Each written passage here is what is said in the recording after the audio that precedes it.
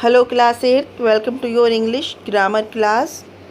Today we are going to discuss the 7th chapter of your syllabus, which is about future tense.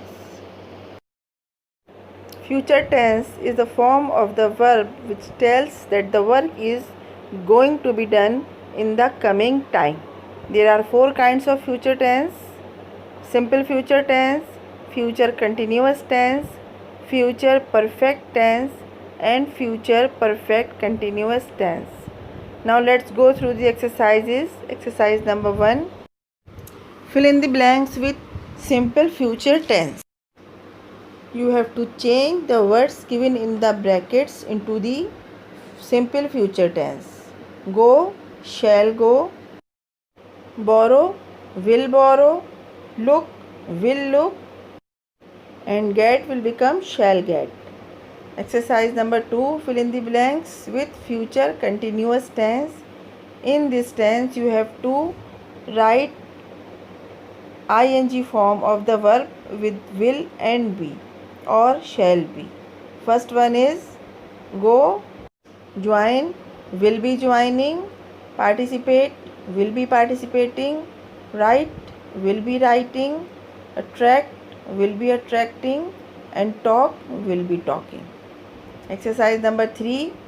You have to fill in the blanks with future perfect tense. In this kind of sentences, you have to write the past participle form of the verb with shall or will plus have. Sentence number 1. I hope you shall have bathed. Number 2. He will have spent. 3. We shall have reached. 4. Everyone will have heard. And 5. Nobody will have reached the venue before you arrived there. Fourth kind is future perfect continuous tense. In this, you have to write will or shall plus have been plus ing form of the verb. So, complete this exercise likewise. Number 1, shall have been playing. Number 2, will have been. Number 3, shall have been teaching. Number 4, will have been living.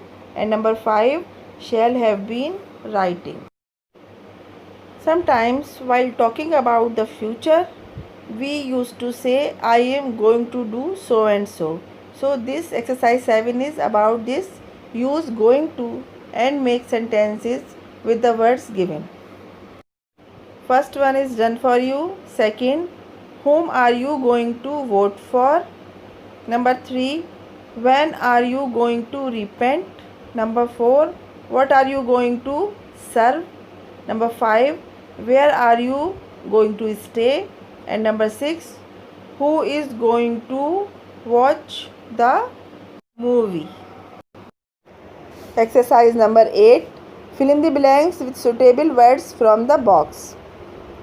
Number 1, hurry up. By now, the early comers will have occupied the best seats in the stadium. Number 2, the Independence Day celebrations will have ended by the time you reach the Red Fort. Number 3, the marriage party will have reached the venue for the wedding by then. Number 4, the committee will have agreed to all the demands of the workers by Monday. Number 5, the Indian team will have played their last match in Sydney by 4th March. Number 6, the Prime Minister will have spoken to the reporters already on the subject by then. So there are the exercises of the poem from your book Honeydew. The Last Bargain. Question number 1, who is the speaker in the poem? The answer is Rabindranath Tagore is the speaker in the poem. Question number 2, the king's sword in hand suggests. Answer is second, power. Question number 3, the old man offered the speaker a lot of money. Why did he turn off the offer? You have to write, he turned off the offer because he was not interested in his wealth. Next, question number 4, you have to find the lines from the poem which I have marked in the poem. Question number 5, How did the speaker feel after talking to the child on the beach? And the answer is, the child felt free and happy after talking to the child on the beach. So do all this work in your copy and book. Learn it. Thank you. Bye bye.